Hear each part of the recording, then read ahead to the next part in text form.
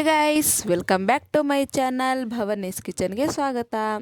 ನಾನು ಇವತ್ತು ಇತ್ತಿಗೆ ಬೇಳೆ ಸಾಂಬಾರು ಮಾಡ್ತಾ ಇದ್ದೀನಿ. ಬನ್ನಿ ಅದನ್ನು ಹೇಗೆ ಮಾಡೋದು ಮತ್ತು ಏನೆಲ್ಲ ಇಂಗ್ರೀಡಿಯೆಂಟ್ಸ್ ಬೇಕು ಅಂತ ನೋಡೋಣ. ಮೊದಲಿಗೆ ಇತ್ತಿಗೆ ಬೇಳೆ 1 ಬೌಲ್, ತೆಂಗಿನಕಾಯಿ 1 ಕಪ್, ಆಲೂಗೆಡ್ಡೆ 2, ಮೆಣಸು ಅರ್ಧ ಸ್ಪೂನ್, ಲವಂಗ 4, ಚಕ್ಕೆ ಚಿಕ್ಕ ಪೀಸು, ಚಿಟಿಕೆ ಅರಿಶಿಣ, ಈರುಳ್ಳಿ 1, 2 ಬೆಳ್ಳುಳ್ಳಿ, 1 ಇಂಚ್ ಶುಂಠಿ, ಚಿಲ್ಲಿ ಪೌಡರ್ 2 ಸ್ಪೂನ್, ಧನಿಯಾ ಪೌಡರ್ 2 ಸ್ಪೂನ್, ಟೊಮ್ಯಾಟೊ 1, ರುಚಿಗೆ ತಕ್ಕಷ್ಟು ಉಪ್ಪು, ಎಣ್ಣೆ, ಹಸಿಮೆಣಸಿನ್ಕಾಯಿ.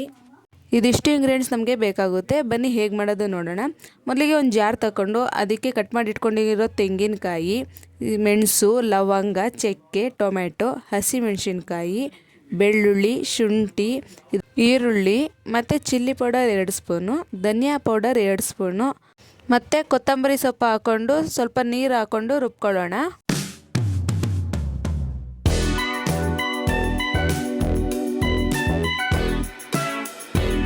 ನೋಡಿ, ಇವಾಗ ಖಾರ ರೆಡಿಯಾಗಿದೆ.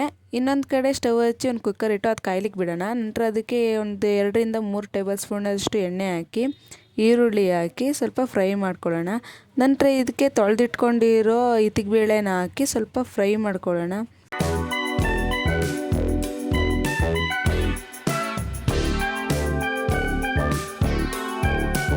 ಅದು ಸ್ವಲ್ಪ ಹಸಿ ಸ್ಮೆಲ್ ಹೋಗೋ ತನಕ ಚೆನ್ನಾಗಿ ಫ್ರೈ ಮಾಡ್ಕೊಳ್ಳೋಣ.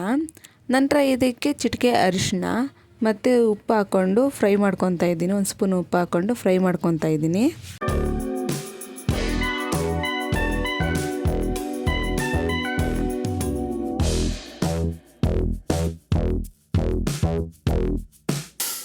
ನೋಡಿ, ಇವಾಗ ಎಲ್ಲ ನೀಟಾಗಿ ಫ್ರೈ ಆಗಿದೆ. ಇವಾಗ ಇದಕ್ಕೆ ರುಬ್ಬಿಟ್ಕೊಂಡಿರೋ ಖಾರ ಹಾಕ್ಕೊಂಡು ಮಿಕ್ಸ್ ಮಾಡ್ಕೊತಾ ಇದ್ದೀನಿ. ನಂತರ ಇದಕ್ಕೆ ನೀರು ಹಾಕ್ಕೊಂಡು ಚೆನ್ನಾಗಿ ಮಿಕ್ಸ್ ಮಾಡ್ಕೊತಾ ಇದ್ದೀನಿ. ನೋಡಿ, ನಾನು ಇನ್ನೂ ಸ್ವಲ್ಪ ನೀರನ್ನ ಆ್ಯಡ್ ಮಾಡ್ಕೊತಾ ಇದ್ದೀನಿ. ನಾನು ಸಾಂಬಾರನ್ನ ಅದಕ್ಕೆ ಮಾಡ್ಕೊಬೇಕು, ಅದಕ್ಕೆ ಸ್ವಲ್ಪ ಆ್ಯಡ್ ಮಾಡ್ಕೊತಾ ಇದ್ದೀನಿ. ನೀರನ್ನ ಆ್ಯಡ್ ಮಾಡ್ಕೊಂಡ ನಂತರ ಚೆನ್ನಾಗಿ ಮಿಕ್ಸ್ ಮಾಡಿಕೊಂಡು ಇವಾಗ ಇದಕ್ಕೆ ಉಪ್ಪು ಹಾಕ್ಕೊತಾ ಇದ್ದೀನಿ. ನಾನು 1 ಸ್ಪೂನ್ ಉಪ್ಪು ಹಾಕ್ಕೊಂಡು ಚೆನ್ನಾಗಿ ಮಿಕ್ಸ್ ಮಾಡ್ಕೊತಾ ಇದ್ದೀನಿ. ನಿಮ್ಗೆ ರುಚಿಗೆ ಎಷ್ಟು ಬೇಕೋ ಅಷ್ಟು ನೋಡಿಕೊಂಡು ರುಚಿ ಹಾಕ್ಕೊಂಡು ಮಿಕ್ಸ್ ಮಾಡ್ಕೊಳ್ಳಿ.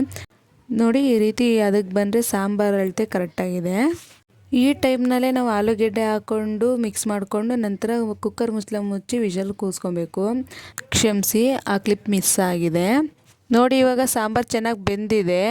ಇವಾಗ ಇದಕ್ಕೆ ಕೊತ್ತಂಬರಿ ಸೊಪ್ಪು ಹಾಕ್ಕೊಂಡು ಮಿಕ್ಸ್ ಮಾಡಿಕೊಂಡ್ರೆ ಬಿಸಿ ಬಿಸಿಯಾದ ರುಚಿಯಾದ ಇತ್ತಿಗೆ ಬೇಳೆ ಸಾಂಬಾರು ರೆಡಿ ಆಗುತ್ತೆ.